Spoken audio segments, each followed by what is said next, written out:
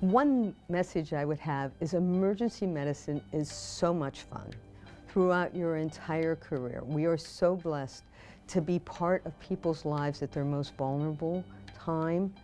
I think everyone, it's a shame everyone can't be an emergency physician. My entire career has been phenomenal. As far as I'm concerned, I've never worked a day in my life. And I keep trying to tell my kids that's what you have to do, find something that they pay you to play. It's been one hell of a ride. I have thoroughly enjoyed every minute of it. Now, no, probably not every minute of it.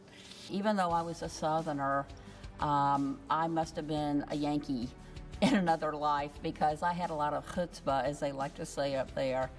And then I picked up even more training there. We just learned by our bootstraps. I remember sewing up an Achilles tendon. I remember casting everybody. You have a lot more role models. You have a lot more of a network.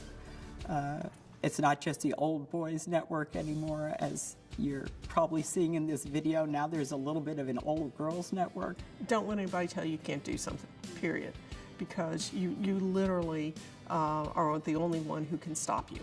I'm always amazed. I am totally amazed at any woman who chooses to do this and clean her own house.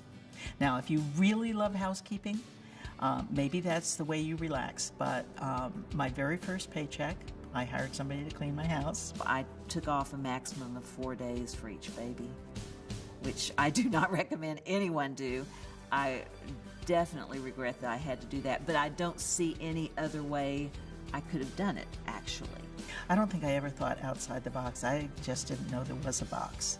For most of my career, I haven't specifically thought of myself as a woman physician. I've tried to think of myself as a physician. If you have that passion in your heart and that is what you want, don't let anybody tell you can't do it, because you can. You just need to find a way, persevere, and keep at it. When I went to medical school, before I even took my first exam, the pre-med advisor met with the women and told us all we weren't going to be able to go to med school, so we ought to think of something else to do. Were there obstacles as a woman? I think if I were to say no, that would be disingenuous. I think there were, and I'm not sure they were always overt. I think often they were just background noise, where we didn't have a lot of role models, that people didn't exactly know where to put us in the system.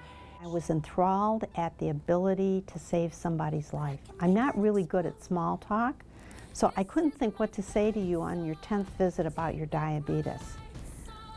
But if I could save your life, it was the most intimate, wonderful feeling in the world. So what I would like to say to anyone who's watching this video is that life is rich and life is fabulous, and make sure you live it balanced. Take time with your family, you never get that back. Take time spent, when there's something beautiful, you never get that back. So grab it carefully, live deliberately, don't try to be everything, just be anything you want to be, not everything.